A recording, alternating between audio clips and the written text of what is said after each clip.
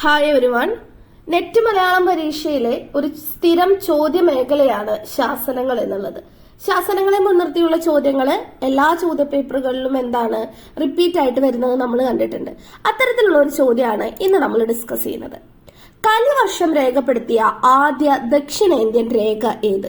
കലിവർഷം രേഖപ്പെടുത്തിയ ആദ്യ ദക്ഷിണേന്ത്യൻ രേഖ ഏത്? ഓപ്ഷൻ എ ഹജൂർ ശാസനം, ഓപ്ഷൻ ബി വീരരാഘവ പട്ടയം, ഓപ്ഷൻ സി ശ്രീമൂലവാസം ചെപ്പേട്, ഓപ്ഷൻ ഡി മാമ്പിള്ളി ശാസനം. ഓപ്ഷനായി തന്നിരിക്കുന്ന 4 ശാസനങ്ങളും ശാസനങ്ങളെ മുൻനിർത്തിക്കൊണ്ടുള്ള ചോദ്യമേഖലയിൽ സ്ഥിരമായിട്ട് വരുന്നതാണ് അല്ലെ. അപ്പൊ ഏതാണ് ഈ ഒരു ചോദ്യത്തിന്റെ ശരിയായിട്ടുള്ള ഒരു ഉത്തരം? വേണമെങ്കിൽ ഞാനൊരു ക്ലൂ തരാം. ഈ ശാസനമാണ് പാർത്ഥിവപുരം ശാസനം എന്ന പേരിൽ കൂടി അറിയപ്പെടുന്നത്. ഉത്തരം കിട്ടിയോ?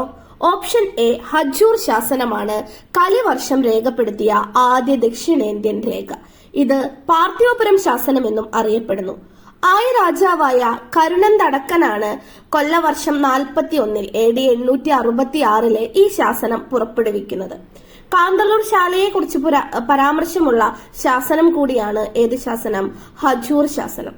കാന്തളൂർ ശാലയുടെ മാതൃകയിൽ 95 വൈദിക വിദ്യാർത്ഥികൾക്ക് താമസിച്ചു പഠിക്കാൻ ഒരു വേദ പാഠശാല നിർമ്മിക്കുന്നതുമായി ബന്ധപ്പെട്ടിട്ടുള്ള രേഖയാണ് ഹജൂർ ശാസനം.